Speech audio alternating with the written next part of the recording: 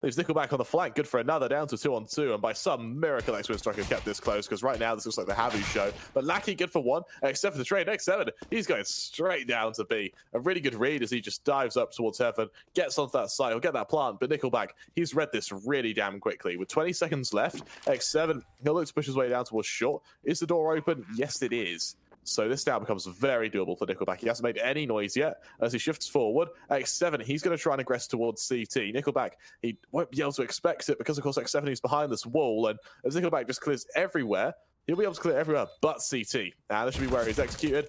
Oh, he spots out the member. Now he just sticks it. He holds it. He waits to see where the push comes from. And he looks to stick a 10-second defuse. X7. He's playing for timing, but timing to what avail. There's the swing. X7 shows his position, jumps up towards toilets, or towards water, but it does not matter because X7 wins off the merits of body shots. For HAVU, that's a fifth, and it's a lifeline.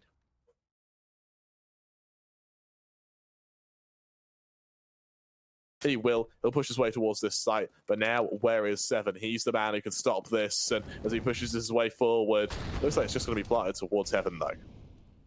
It's a great molly to get Zori out of position, but what is Crad looking at? Completely exposed to single door. Elliot now left in a 1-on-2. Can't quite connect the headshot. He's still got the C4 on his back. He needs to try and get down vents, but he knows it's being watched by Zori. He goes for the jaw instead, and it's a beautiful headshot. 28 points of health to spare, and he takes ex-Winstrike onto 8 and keeps them alive here on Nuke. That is such a huge clutch.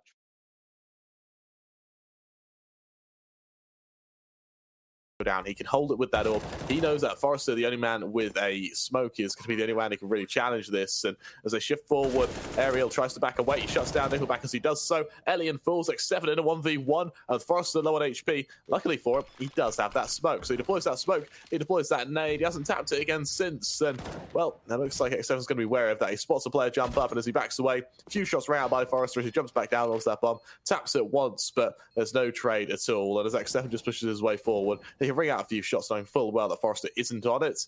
As Forrester tries to aggress, he'll push straight into the player. He'll lose his head. It's a 4-0 lead for HAVU as they recover it beautifully.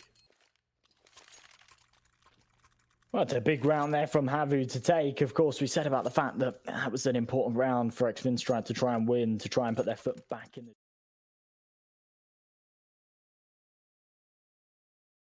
hold firm, shifting his way forward, and Azure, it's the ones that lead this charge. There's Crad to full. It's down to Elliot now. 1 versus 2 and back sight. They can get this kill onto X7 in time. He can definitely cancel out a plant, but they're trying to hunt him. They can't find him yet, and it all comes down to patience as Elian has to try and work his way out from Hollow Pillar. He spots out Zore. There's a beautiful shot. Now X7 towards bench.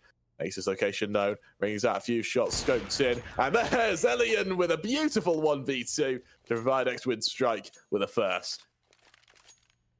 Well, it's a big play there from Elliot, and he's been a little bit dormant since his nice couple of shots.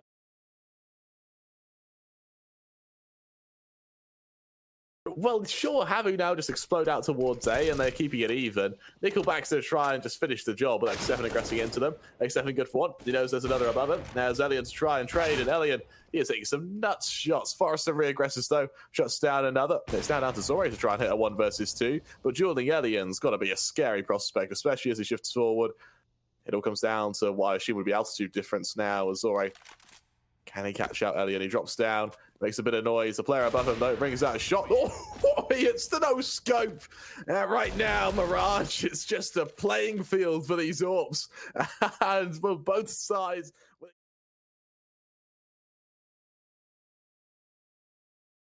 Flick, but with the man advantage, ex-Winstrike, they might be able to get this one done on the retake. They've got a little bit of utility to work with, but the peek from Forrester, it's perfect. It catches out Ariel before he can get off of that bomb, and now the C4 planted, and it's all on Zori's shoulders. A 1-on-3 to try and tip this one over the edge for his team. They've had so many chances, and it's that shot. A 2-on-1 now, but he needs to be aware where these players are coming from. The C4, it's planted for him.